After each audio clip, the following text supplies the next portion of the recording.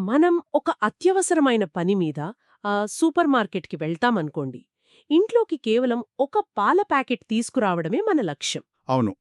కానీ లోపలికి వెళ్ళగానే ఏం జరుగుతుందో మనందరికీ తెలుసు. అదే కదా! అక్కడ రంగురంగుల ప్యాకెట్లలో ఉన్న స్నాక్స్ చూస్తాం. లేదా ఎక్కడో ఒక మూల బై వన్ గెట్ వన్ అంటూ ఊరిస్తున్న కొత్త ఆఫర్లు కనిపిస్తాయి. హ్మ్, రైట్.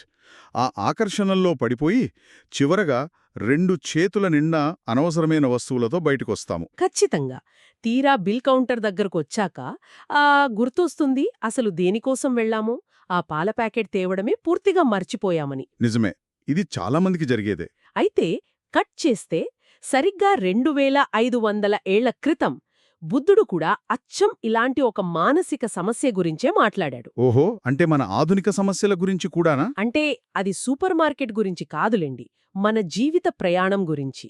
ఈరోజు మనం లోతుగా విశ్లేషించబోయే ఒక అద్భుతమైన ప్రాచీన బౌద్ధ గ్రంథం సారోపమ సుత్తం. రైట్. సారోపమసుత్తం. అవును, ఇది సరిగ్గా ఈ విషయాన్నే చర్చిస్తోంది. అసలు మనిషి తన అసలైన లక్ష్యాన్ని మరిచిపోయి దారిలో దొరికే చిన్న చిన్న విషయాలకు ఎందుకు ఆకర్షితుడవుతాడు అనేదే ఈ గ్రంథం యొక్క ప్రధాన ఉద్దేశ్యం. ఆహ్! ఈ సూపర్ మార్కెట్ పోలిక వినడానికి చాలా సరదాగా అనిపించినా దీని వెనుక ఉన్న మానసిక సత్యం చాలా లోతైనది. అవును, ఖచ్చితంగా. మనం ఒక లక్ష్యం కోసం బయలుదేరినప్పుడు దారిలో మన అహంకారానికి తృప్తినిచ్చే విషయాలు ఎదురైతే వాటినే మన గమ్యంగా భావించి అక్కడే ఆగిపోతాం కదా. నిజమే, అది చాలా సులభం కూడా. ఈ సారోపమ సుత్తం మన ముందుంచే అత్యంత ఆసక్తికరమైన ప్రశ్న ఏమిటంటే, మనం నిజంగా సారాన్ని వెతుకుతున్నామా లేక పైపైన కనిపించే ఆకర్షణలతో రాజీపడిపోతున్నామా అని వావ్, చాలా మంచి ప్రశ్న. ఈ విశ్లేషణలో ముందుగా ఆనాటి సన్నివేశాన్ని ఒక్కసారి కళ్లముందుంచుకుందాం. తప్పకుండా. శ్రావస్తి నగరంలోని జేతవనంలో ఉన్న అనాథపిండుకుని ఆరామం. అక్కడ భగవానుడైన బుద్ధుడున్నాడు. అప్పుడు పింగళకోచ్చా అనే ఒక బ్రాహ్మణుడు ఆయన వద్దకు వచ్చాడు. ఆ బ్రాహ్మణుడు వచ్చాడు కదా. అవును. అతను వచ్చిన వెంటనే ఏదో తత్వశాస్త్రం గురించో, జీవిత సత్యాల గురించో పెద్ద పెద్ద ప్రశ్నలు అడగలేదు. అతను అడిగిన ప్రశ్న వింటే ఇప్పటి మన సమాజంలో అంటే సోషల్ మీడియాలో వినిపించే ఒక రకమైన గాసిప్ లాగా అనిపిస్తుంది. నిజంగానా? గాసిప్ లాగానా? అవునవును. ఆ బ్రాహ్మణుడు అప్పటి సమాజంలో అత్యంత ప్రసిద్ధి చెందిన 6 గురువుల గురించి ప్రస్తావించాడు. నాకు గుర్తుంది. అంటే పూర్ణకස්සపుడు, మక్కలిగోసాలుడు, అజితకేశకంబలుడు, ఇలా ఒక 6 కదా. అవును. పకుత కచ్చాయనుడు, సంజయబేలటి పుత్రుడు, నిఘంఠనాట పుత్రుడు, వీళ్ళంతా ఆ కాలంలో విపరీతమైన ఫాలోయింగ్ ఉన్నవాళ్లు. ఒక రకంగా చెప్పాలంటే ఆనాటి ఆధ్యాత్మిక ఇన్ఫ్లుయెన్సర్లన్నమాట. వాళ్లకు చాలా పెద్ద శిష్యగణం ఉండేది. ఖచ్చితంగా. అయితే ఆ పింగళకోచ్చి అడిగిన ప్రశ్న ఏమిటంటే, ఈ గురువులంతా తమకు ప్రత్యక్ష జ్ఞానముందని, తాము సత్యాన్ని తెలుసుకున్నామని చెబుతున్నారు కదా, అవన్నీ నిజమేనా? అంటే వాళ్ళు జనాన్ని మోసం చేస్తున్నారా? ఎవరికి నిజమైన జ్ఞానముంది, ఎవరికి లేదు అని అడిగాడనమాట. అవును. అంటే ఒకరి గురించి ఇంకొకరి దగ్గర ఎంక్వైరీ చేయడమన్నమాట. ఇది ఎలా ఉందంటే, ఎవరైనా ప్రముఖుల మధ్య గొడవ జరిగితే అసలు తప్పు ఎవరిది అని మనము ఆసక్తిగా చర్చించుకుంటాం కదా. రైట్. సరిగ్గా అలాంటి మానసిక స్థితే ఇది. మనం ఎప్పుడు ఇతరుల విషయాల మీదే ఆసక్తి చూపిస్తాం కదా. అవును. కాని ఇక్కడ బుద్ధుని సమాధానం చాలా భిన్నంగా ఉంటుంది.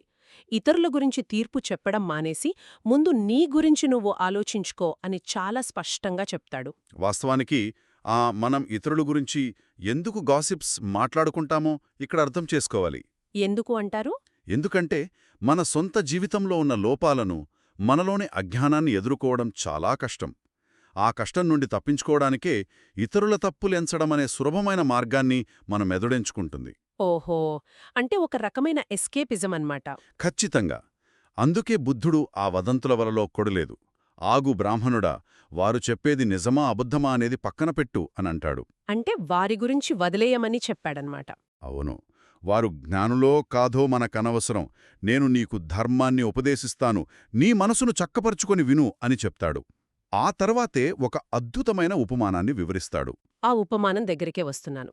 బుద్ధుడు చెప్పిన ఆ కథలో ఒక వ్యక్తి తన జీవితంలోని దుఃఖం, శోకం అంటే జన్మజరా మరణాల నుండి బయటపడాలని తీవ్రంగా నిర్ణయించుకుని ఇల్లు వదిలి సన్యాసి అవుతాడు.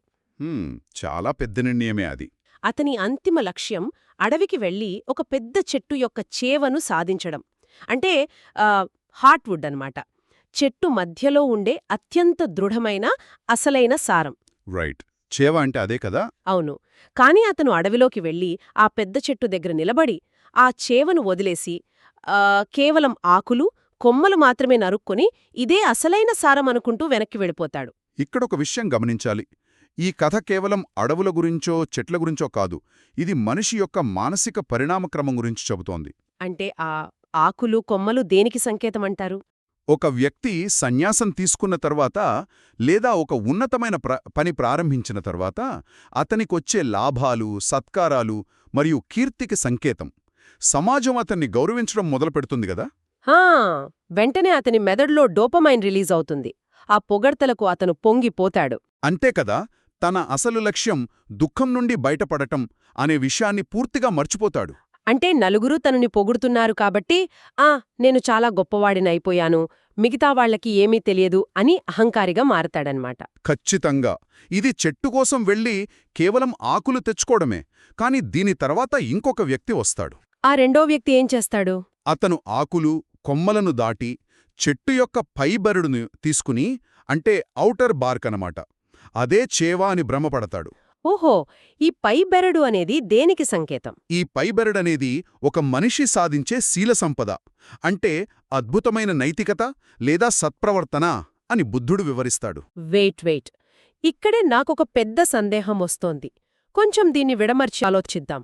అడగండి. అసలు శీల సంపద అంటే, నైతికత అంటే సమాజమంతా కోరుకునేదే కదా. ఒక మనిషి సాధించగలిగే అత్యుత్తమ లక్షణాలలో అది ఒకటి. ప్రతి మతము, ప్రతి చట్టము నైతికంగా ఉండమనే కదా చెబుతోంది. అవును, అది నిజమే. మరి అంత గొప్పదాన్ని సాధించిన తరువాత కూడా బుద్ధుడు దాన్ని ఎందుకు తప్పుపడుతున్నాడు? నైతికత కూడా సారం కాకపోతే అసలింకేముంటుంది? మీరడిగిన ప్రశ్న చాలా సహేతుకమైనది.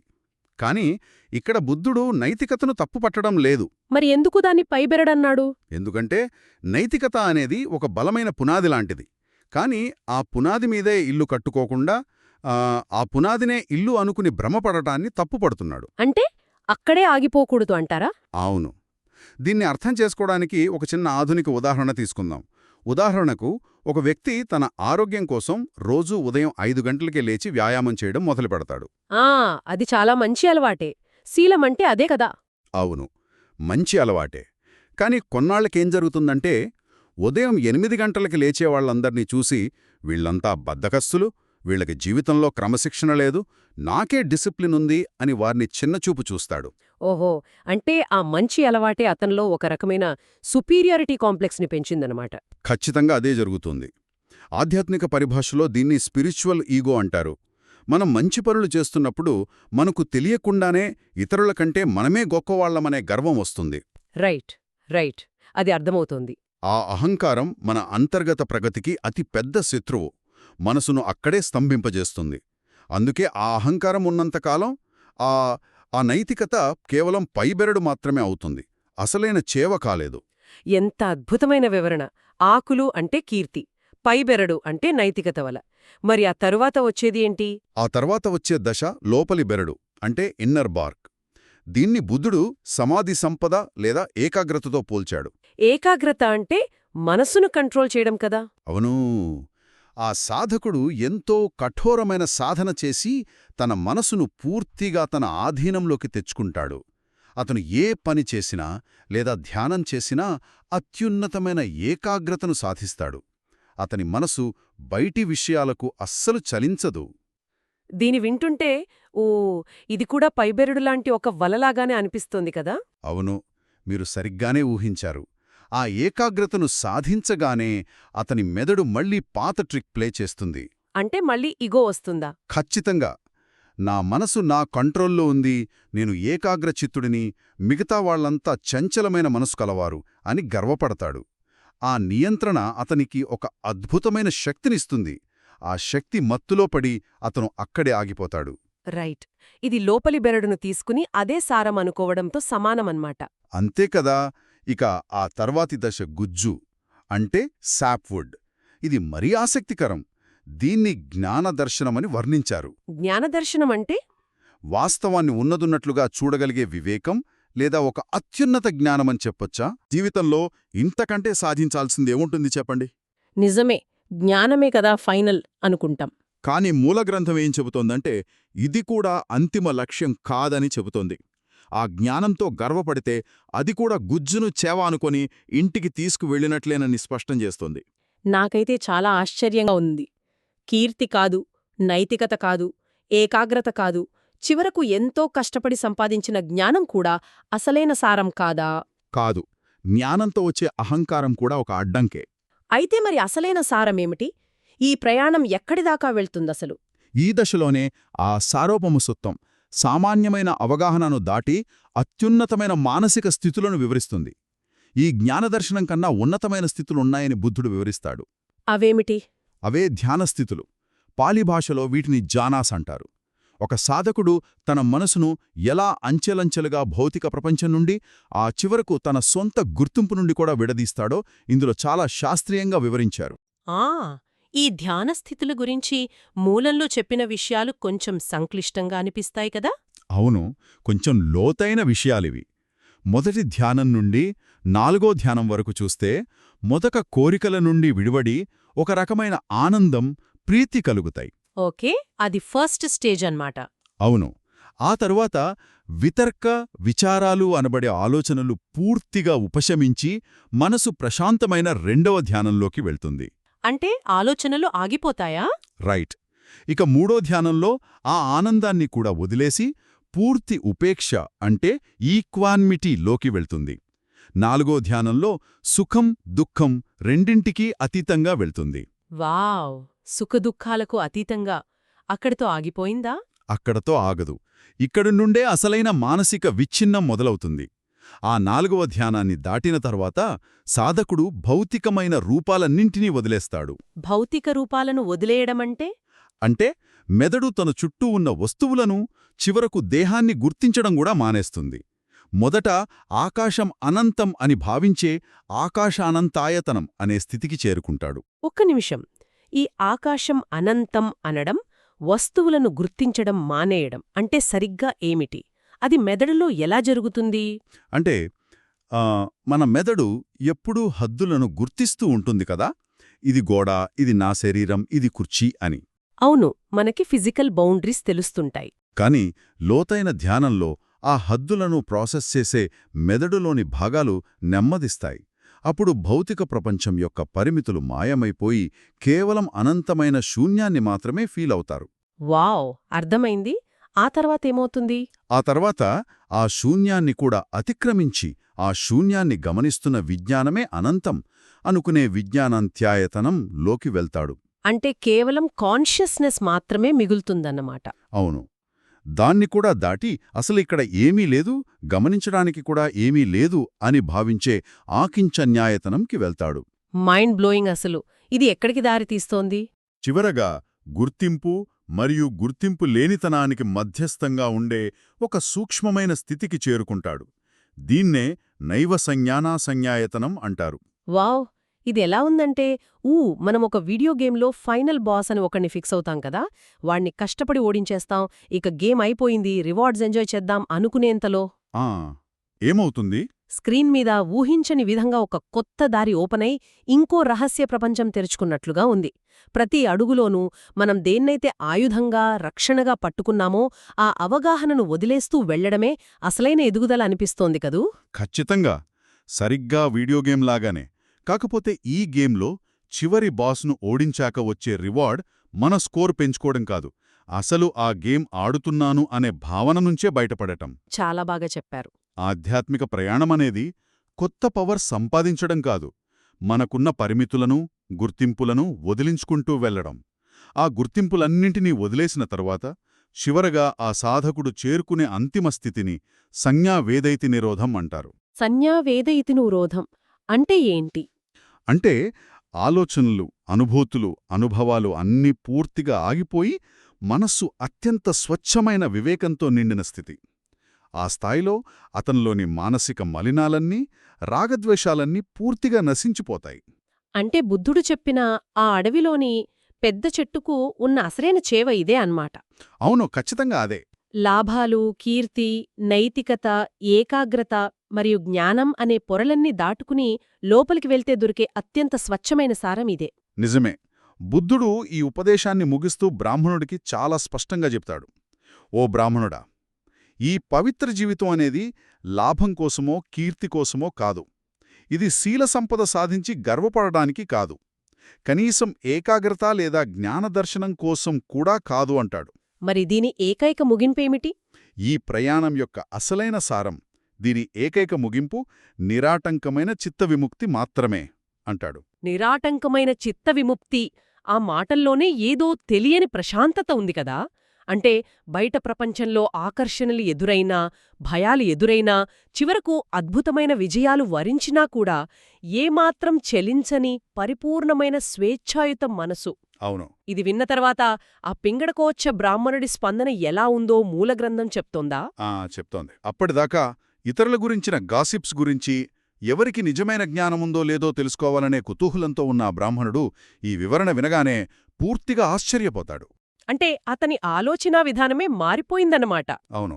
తన అజ్ఞానం పటాపంచలైపోయి భక్తితో సుందరం శ్రీమాన్ గౌతమ సుందరం అంటూ ప్రశంసిస్తాడు. పడిపోయినదాన్ని పైకి లేపినట్లుగా, దారి తప్పినవాడికి మార్గం చూపించినట్లుగా, చీకట్లో ఉన్నవాడికి దీపం చూపించినట్లుగా బుద్ధుని ఉపదేశముందని కీర్తిస్తాడు. వావ్! చాలా గొప్ప మార్పు. అంతేకాదు, తన ప్రాణాలు ఉన్నంతవరకు బుద్ధుడికి శరణు కోరుకుంటాడు. అంటే ఒక చిన్న ప్రశ్నతో మొదలైన సంభాషణ అతని జీవిత గమ్యాన్నే మార్చేసిందనమాట. అయితే ఇక్కడ మనం ఒక అడుగు ముందుకేసి ఆలోచిద్దాం. చెప్పండి. ఇదంతా ఆ కాలంలో సన్యాసం తీసుకున్న వాళ్లకు, అడవుల్లోకి వెళ్లేవాళ్లకో సరిపోతుందేమో. కాని రోజువారీ జీవితం గడిపే సాధారణ మనుషులకు, ఆధునిక సమాజంలో ఉద్యోగాలు, వ్యాపారాలు చేసుకునేవాళ్లకి ఈ పురాతన తత్వం ఏ విధంగా ఉపయోగపడుతుంది? ఇది ఖచ్చితంగా మన రోజువారీ జీవితాలకు అనువర్తించదగిన విషయమే. ఎలాగంటే, మనం ఒక కొత్త నైపుణ్యాన్ని నేర్చుకోవాలనో లేదా ఒక కొత్త ప్రాజెక్టు మొదలుపెట్టాలనో అనుకుందాం. ఓకే. అడుగు ముందుకు వేసిన కొద్ది రోజులకే మనకు కొన్ని చిన్న విజయాలొస్తాయి. నలుగురు మన పనిని మెచ్చుకుంటారు, గుర్తింపొస్తుంది. అవే బుద్ధుడు చెప్పిన ఆకులు మరియు కొమ్మలు. రైట్. ఆ పొగడ్తలు రాగానే చాలామంది రిలాక్స్ అయిపోతారు కదా. అవును. చాలామంది ఆ పొగడ్తలకు సంతోషించి నేనిక అన్నీ నేర్చేసుకున్నాను అని అక్కడే ఆగిపోతారు. ప్రయాణం అక్కడే ఆగిపోతుంది. అంటే దారి మధ్యలో దొరికిన రివార్డ్స్ చూసి అదే గమ్యం అనుకుని ఆగిపోవడం అన్నమాట. సరిగ్గా. మరికొందరు ఆ దశని దాటి ఆ పనిలో ఒక పద్ధతిని, క్రమశిక్షణను అలవర్చుకుంటారు. అదే పైబెరడు. అప్పుడు వాళ్ళు తమ క్రమశిక్షణ చూసి అహంకరిస్తారు. ఆహా, అంటే నేను మిగతా వాళ్లకంటే బెటర్ అని ఫీల్ అవ్వడం. అవును. ఇంకొందరు ఇంకాస్త లోతుగా వెళ్లి ఆ సబ్జెక్టు మీద ఏకాగ్రతను, జ్ఞానాన్ని సంపాదిస్తారు. అదే లోపలి బెరడు మరియు గుజ్జు. కాని ఒక రంగంలో అసలైన పరిపూర్ణత లేదా అంతర్గత స్వేచ్ఛ అనే చేవను చేరుకోవాలంటే ఈ మధ్యలో వచ్చే విజయాలకు, కీర్తికి బానిస కాకూడదు. వావ్! ఎంత ప్రాక్టికల్ విశ్లేషణ. అంటే వాటిని తీసుకోకూడదని కాదు కదా. వాటిని స్వీకరిస్తూనే అవి కేవలం మైలురాళ్లు మాత్రమేనని, గమ్యం కాదని గుర్తుంచుకొని ప్రయాణం కొనసాగించాలి. అంటే మనం ఏదైనా సాధించినప్పుడు మన ఈగో మన చెవిలో ఇక చాలు, నువ్వు గొప్పవాడివైపోయావు, ఇతరుల కంటే నువ్వు మెరుగైన వాడివి అని చెప్పినప్పుడు మనం దాని మాయలో పడకూడదు. ఖచ్చితంగా. ఇది కేవలం బెరడు మాత్రమే. అసలైన సారం ఇంకా లోపల ఉంది. నేను నా మనసును ఇంకా నిశ్చలంగా ఉంచుకోవాలి అని మనకు మనం గుర్తు చేసుకోవాలి. అదే దీని ముఖ్య ఉద్దేశం. విజయమనేది ఒక స్థిరమైన గమ్యం కాదు. అది మన మనసు పరిపక్వత చెందే ఒక నిరంతర ప్రయాణం. దారిలో వచ్చే కీర్తి, డబ్బు, జ్ఞానం, చివరకు నైతికత అన్నీ ఆ ప్రయాణంలో ముఖ్యమే. కాని దేనితోనూ అహంకారాన్ని పెంచుకోకూడదు. ఏ విజయానికి కట్టుబడిపోకూడదు అంటారు. అవును. బాహ్యమైన విజయాలు ఎన్నొచ్చినా ఆంతరంగికంగా దేనికి బానిస కాకుండా ఉండే నిరాటంకమైన చిత్తవిముక్తి సాధించడమే మనిషి అంతిమ లక్ష్యం కావాలి. అద్భుతం. ఈ సుదీర్ఘమైన చర్చను ఒకే వాక్యంలో క్రోడీకరించాలంటే మన జీవిత ప్రయాణంలో లాభాలు, కీర్తి, నైతికత మరియు జ్ఞానమనేవి కేవలం దారిలో కనిపించే అందమైన మజిలీలు మాత్రమే. అవే మన అంతిమ గమ్యం కావు. రైట్. అసలైన గమ్యం ఏ ఆకర్షణలకు లొంగని, ఏ విజయాలకు అహంకరించని నిశ్చలమైన మనసును సాధించడమే. చాలా స్పష్టంగా చెప్పారు. ఏ దశలోనూ అహంకారానికి తావివ్వకుండా ప్రతి అడుగులోనూ మనల్ని మనం ప్రశ్నించుకుంటూ మన ప్రయాణం సాగాలి. ఈ లోతైన విశ్లేషణను ముగించే ముందు ఒక ఆసక్తికరమైన ప్రశ్నను మనందరం ఆలోచించాల్సిన అవసరముంది. ఏంటది? బహుశా ఈరోజు మనం ఇదే నా జీవిత లక్ష్యం, ఇదే నేను సాధించిన అత్యున్నత విజయం, ఇదే నా అసలైన చేవ అని చాలా గట్టిగా పట్టుకుని కూర్చున్న విషయం నిజానికి కేవలం ఇంకొక పైబేరుడు మాత్రమేనా? చాలా ఆలోచించాల్సిన విషయమేది. అసలు ఏదీ శాశ్వతంగా పట్టుకోకుండా మన విజయాలను, మన అహాన్ని, చివరకు మన గుర్తింపును కూడా ఎప్పటికప్పుడు వదిలివేస్తూ ముందుకు సాగడమే నిజమైన స్వేచ్ఛనా? దీని గురించి కాస్త ఆలోచించండి. మళ్ళీ ఇంకొక ఆసక్తికరమైన విషయంతో ఈ విశ్లేషణను కొనసాగిద్దాం. అంతవరకు సెలవ్.